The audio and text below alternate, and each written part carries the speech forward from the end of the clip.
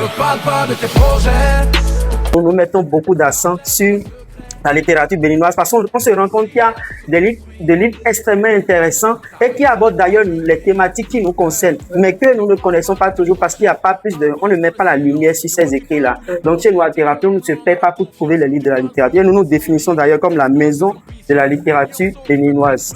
D'ailleurs, c'est toujours pour mettre en avant les écrivains locaux que nous avons initié les rencontres Thérapie, que nous faisons les derniers samedis de chaque mois, où nous invitons un écrivain qui vient parler de ses œuvres ou d'un ouvrage de façon particulière et nous échangeons avec le secteur Thérapie autour de son œuvre.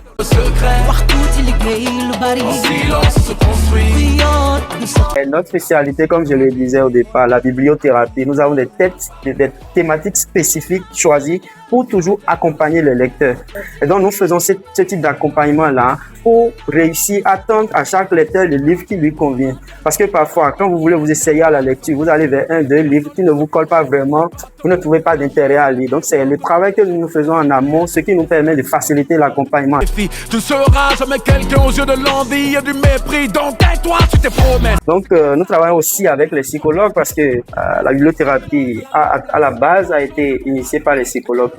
Et donc c'est pour amener beaucoup plus les gens à lire que nous avons lancé par exemple le samedi dernier ce projet lecture en famille. Il y a aussi un abonnement de lecture, un abonnement familial où chaque famille s'abonne pour avoir des livres. C'est pas pour les prêter, mais l'idée c'est d'accompagner chaque famille à avoir chez elle sa propre bibliothèque exactement. Donc c'est un abonnement mensuel qui se renouvelle tous les mois et avec le même abonnement on peut avoir des livres pour toute la famille, papa, maman et les enfants dans le même abonnement sans changer forcément de formule. Le silence est d'or, le silence est magique.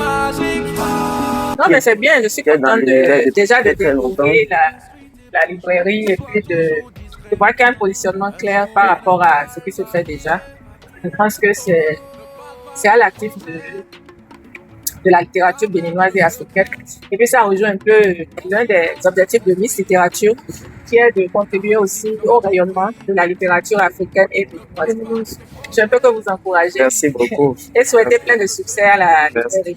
Merci bien. Le silence se construit et ta réussite fera du bruit. Ne parle pas de tes